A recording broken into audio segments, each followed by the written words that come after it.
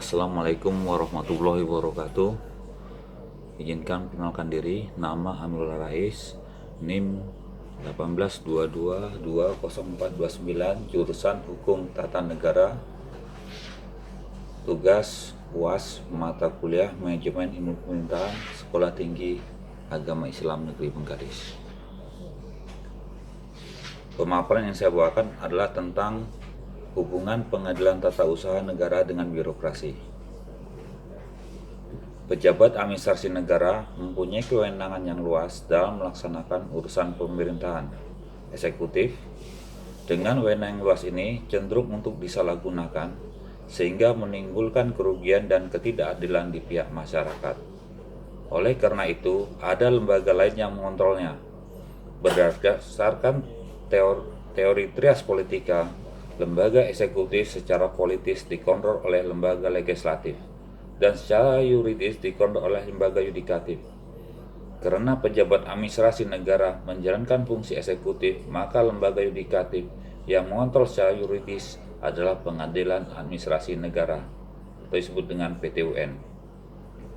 Fungsi kontrol yuridis Pengadilan Administrasi Negara PTUN bertujuan di samping untuk memberikan perlindungan hukum bagi masyarakat dan penjabat administrasi negara itu sendiri, juga sebagai lembaga penegakan hukum administrasi negara yang bercita-cita untuk mewujudkan suatu pemerintahan yang baik dan berwibawa atau disebut dengan good government.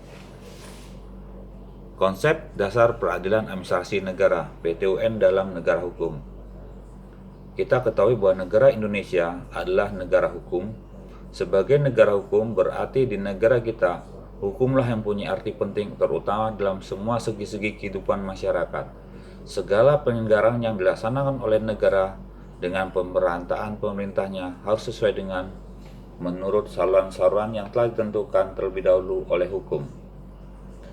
Karena negara Indonesia merupakan negara hukum, tiap tindakan penyelenggara negara harus berdasarkan hukum. Peraturan perundang-undangan yang telah diadakan terlebih dahulu merupakan batas kekuasaan penyelenggaraan negara. Undang-undang dasar yang memuat norma-norma hukum dan peraturan-peraturan hukum harus ditaati juga oleh pemerintah atau badan-badannya sendiri. Untuk lebih detailnya, perlu telah pemikiran ahli hukum Indonesia yang terkenal, yaitu Omar Sani Aji Patmowajoyo dan Philips M. Hajono. Omar Sono Haji berpendapat bahwa negara hukum Indonesia memiliki ciri-ciri khas Indonesia. Karena Pancasila dan diangkat sebagai dasar pokok dan sumber hukum, maka negara hukum Indonesia dapat mulai dinamakan negara hukum Pancasila. Dengan kata lain, negara hukum Pancasila ini muncul karena digali oleh proklamator negara dari adat istiadat asli masyarakat Indonesia secara keseluruhannya yang heterogen dan majemuk berlandaskan azas Bhinneka Tunggal Ika. Menyambung pengertian negara hukum Pancasila, menurut Patmowajoyo menelaah dengan predikat pakal dari azas keluargaan yang tercantum dalam Undang-Undang Dasar 1945. Pemerintah dalam menjalankan roda pemerintahan maka harus memperhatikan aspek-aspek kepentingan umum dan hak asasi manusia. Selanjutnya, mengungkapkan bahwa negara hukum Indonesia tidak dapat begitu saja dipersamakan dengan restraint maupun rule of law dengan alasan sebagai berikut. Baik konsep restraint maupun rule of law dari latar belakang cara lahir dari suatu usaha dan perjuangan tentang kesenangan penguasa, sedangkan negara Republik Indonesia sejak perencanaan berdirinya jelas-jelas menentang segala bentuk kesenangan dan absolutisme. Baik konsep restraint maupun rule of law menempatkan pengakuan dan perlindungan terhadap hak asasi manusia sebagai titik sentral, sedangkan negara Republik Indonesia yang menjadi titik netral dan kesetaraan hubungan antara pemerintah dan rakyat berdasarkan azas kerukunan. Untuk melindungi hak asasi manusia, konsep restraint mengedepankan prinsip ultimate dan the rule of law mengedepankan prinsip equality before of the law. Sedangkan Republik Indonesia mengedepankan asas kerukunan dan hubungan antara pemerintah dan rakyat. Melihat kenyataan tersebut dapat dipahami bahwa peradilan administrasi negara PTUN diperlukan keberadaannya sebagai salah satu jalur bagi para pencari keadilan yang merasa kepentingan dirugikan karena dalam melaksanakan kekuasaannya itu ternyata badan atau penjabat administrasi negara yang bersangkutan terbukti melanggar ketentuan hukum.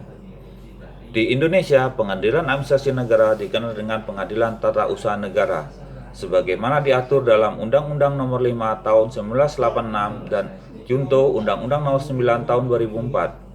Berdasarkan Pasal 24 Ayat 3 Amandemen Ketiga Undang-Undang Dasar 1945 disahkan 10 November 2010, Junto Pasal 10 Ayat 2 Undang-Undang Nomor 4 Tahun 2004 tentang kekuasaan kehakiman dikenal 4 lingkungan lembaga peradilan, yaitu peradilan umum, peradilan agama, peradilan militer, dan peradilan tata usaha negara. Tiap-tiap lembaga ini mempunyai kewenangan dan fungsi masing-masing, sehingga lembaga-lembaga peradilan ini mempunyai kompetensi absolut yang berbeda satu dengan yang lainnya.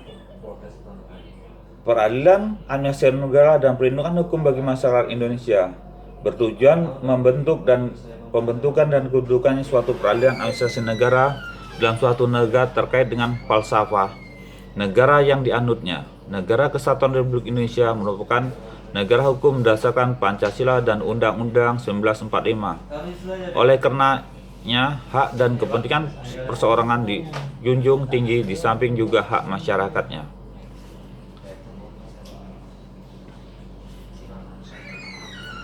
Tugas-tugas tim selanjutnya perintah yang kuat dan bersih dan berwibawa dengan negara hukum berdasarkan Pancasila.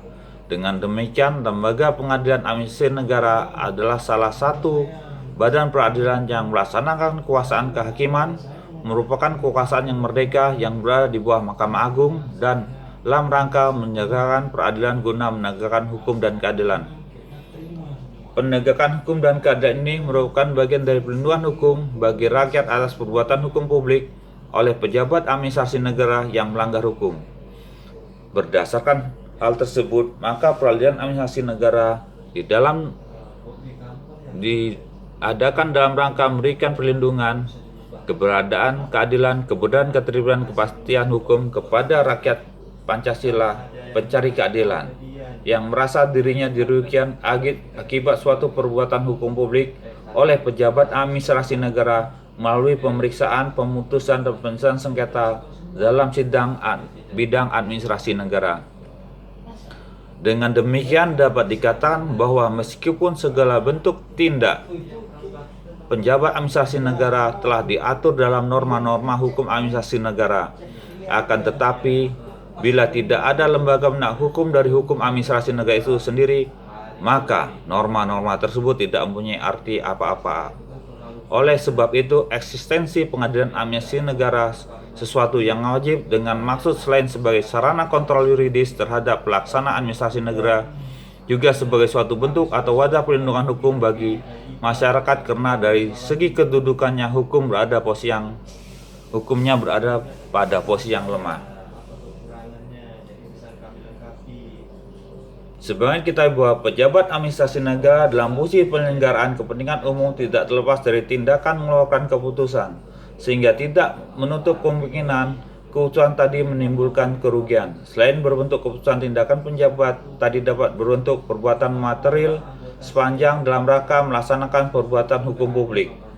Akan tetapi terhadap pelanggaran hukum atas perbuatan hukum publik yang bersifat material, sampai saat ini penjagaan sengketa bukan kewenangan pengadilan administrasi negara, karena Undang-Undang Administrasi (PTUN) itu bermuat sebenarnya yang ada sistem peradilan administrasi negara Prancis yang notabene menjadi kiblat penyelenggara sengketa administrasi dunia.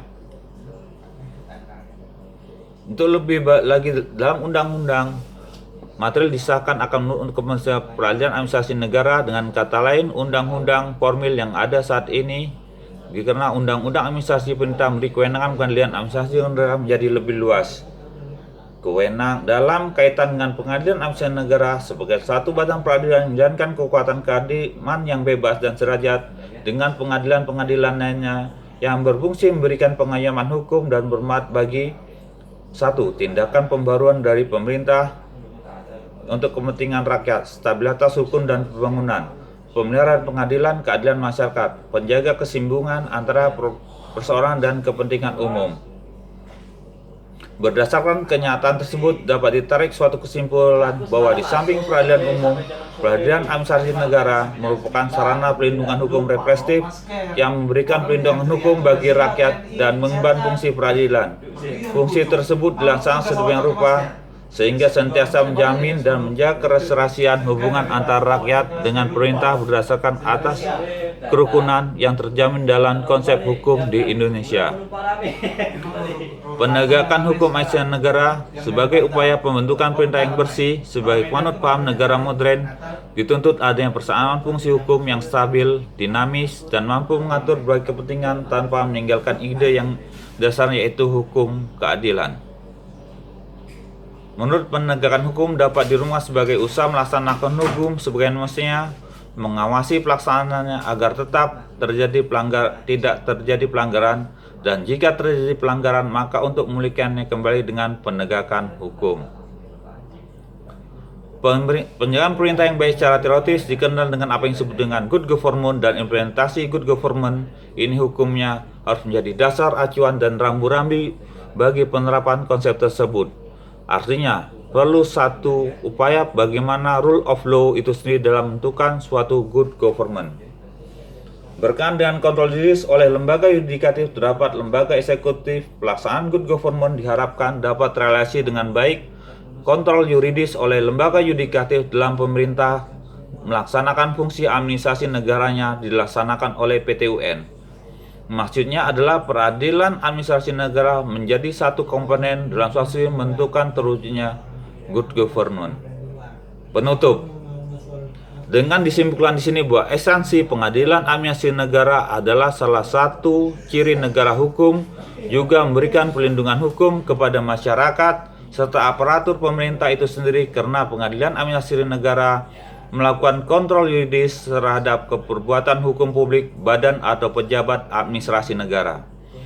Kaitannya dengan prinsip-prinsip dalam good government pada dasarnya menjadi pedoman bagi pejabat administrasi negara dalam melaksanakan urusan pemerintah, yaitu mencegah terjadinya KKN, kolusi, korupsi, dan nepotisme, menciptakan birokrasi yang semakin baik, transparan, dan efisien, serta membangun prinsip-prinsip yang lebih demokratis, objektif, dan profesional dalam rangka menjalankan roda pemerintahan menuju terciptanya keadilan dan kepastian hukum dalam masyarakat.